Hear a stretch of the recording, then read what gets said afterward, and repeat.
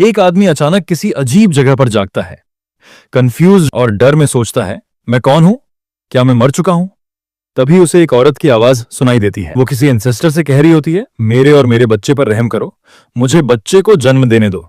लेकिन जवाब आता है, हो ही नहीं सकता। एक और आवाज उस मां से कहती है कि मेडिसिन गॉड वैली ने यह कंफर्म किया है कि तुम्हारी ओरिजिन की शक्ति खराब हो चुकी है।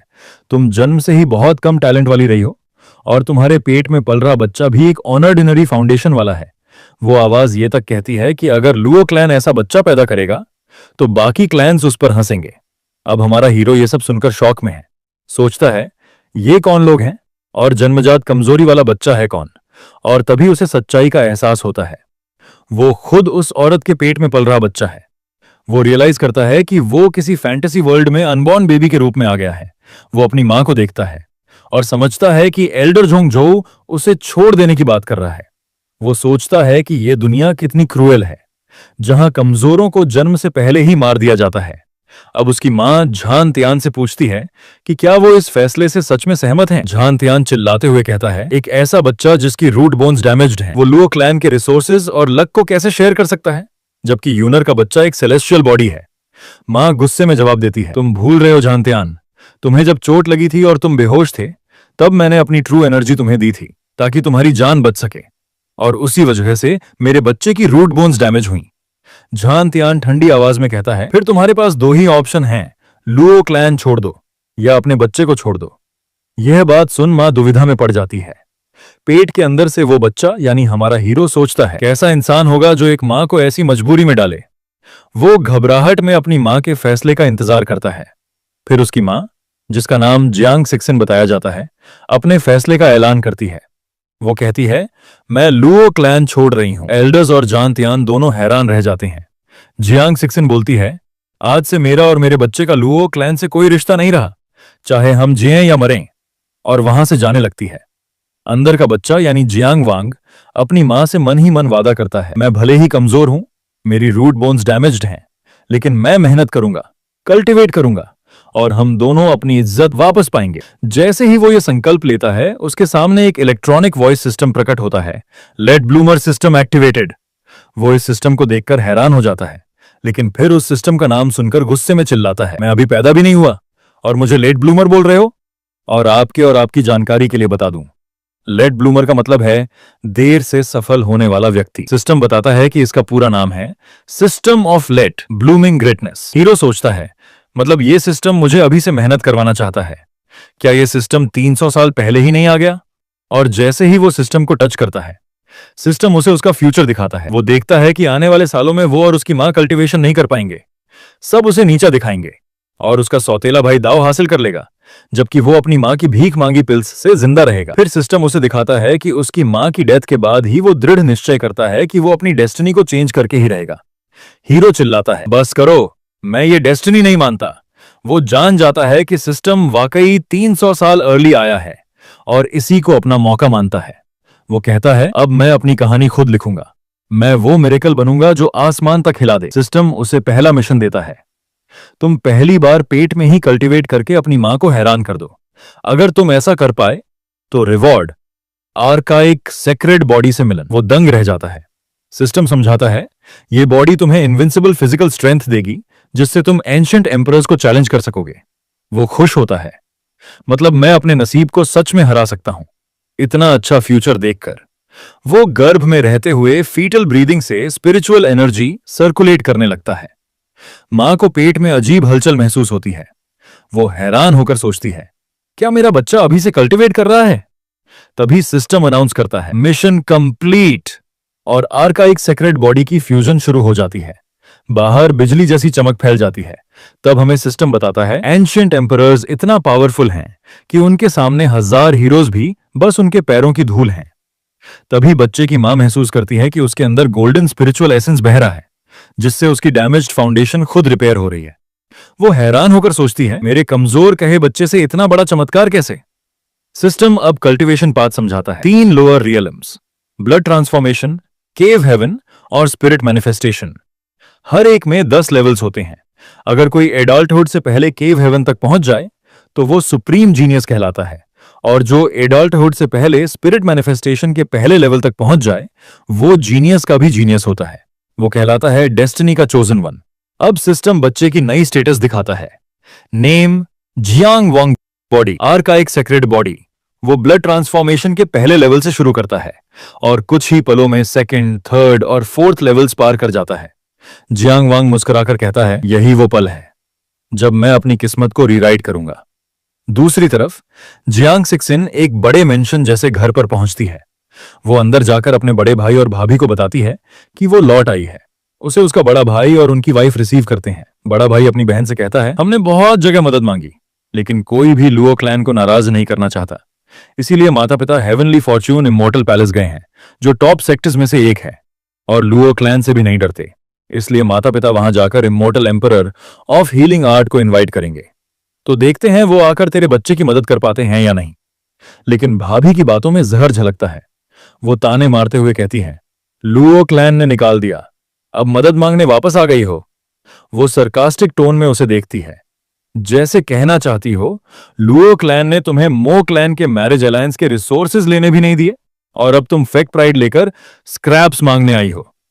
जियांग सिक्सिन दुखी होकर जवाब देती है, मुझे कुछ नहीं चाहिए, बस मेरा बच्चा सुरक्षित रहे। उसका भाई गुस्से में बोल उठता है, बस करो, अपनी जुबान संभालो। मेरी बहन और उसके बच्चे के लिए जियांग क्लैन सारे रिसोर्सेज देगा। वो फिर अपनी बहन को शांत करते हुए कहता है, सिक्सिन, मेरी वाइफ थोड़ी शार्प टंग्ड है, पर दिल से बुरी नहीं।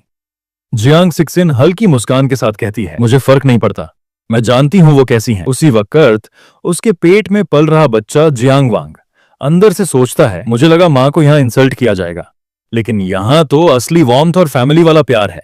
लेकिन उसे दुख होता है कि जियांग क्लैन को स्ट्रॉन्गेस्ट नहीं बोला जाता। फिर भी उसे लगता है, लुओ क्लैन से तो ये जियांग क्लैन कहीं ज्यादा अच्छा है।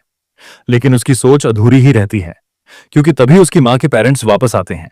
उनके साथ एक बहुत बड़ी हस्ती आती है, संत मेयो, जो पैलेस ऑफ क्रिएशन से आई हैं। हमारा हीरो संत मेयो को देखकर लिटरली दंग रह जाता है और सोचता है, ये तो सच में किसी शियांशिया फैंटेसी वर्ल्ड की ब्यूटी लग रही है। और तभी उसका इलेक्ट्रॉनिक सिस्टम फिर से एक्टिवेट हो जाता है, एक नया मिशन लेकर। उस मिशन में अब उसे एक ऐसा सेक्ट ढूंढना है जो थर्ड रेट या उससे भी हायर लेवल का हो, और एक मास्टर को भी चुनना है। जियांग वांग सोचता है, मतलब ये सिस्टम हर बार किसी स्ट्रांग व्यक्ति को देखकर एक्टिवेट हो जाता है, और अगर मुझे मास्टर ही चुनना है तो संत मेयो ही मेरी नेक्स्ट अपॉर्चुनिटी है। वो डिसाइड करता है कि अगर वो अपनी टैलेंट अभी दिखा देगा तो क्लैन उसकी मां को और ज्यादा सम्मान देगा। उसकी मां जियांग सिक्सिन आगे बढ़कर संत मेयो से रिस्पेक्टफुली हेल्प मांगती है। वहीं हमारा हीरो अंदर से प्लान बनाते हुए सोचता है, अब मैं संत मेयो को अपने आर्काइक सेक्रेड बॉडी की पावर दिखाऊंगा, जिससे वो इंप्रेस होकर मुझे अपना शिष्य मान लेगी।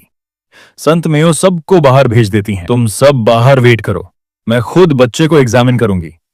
वो मां को भरोसा दिलाती हैं, रिलैक्स, मैं अपनी स्पिरिचुअल पावर इस्तेमाल नहीं करूंगी, बच्चा कमजोर है, उसे स्ट्रेस नहीं दूंगी। फिर वो मां की कलाई पकड़कर डायग्नोज करना शुरू करती हैं। बच्चा अंदर से हंसता है, कमजोर, ये आर्काइक सेक्रेड बॉडी को वीक कह रही है।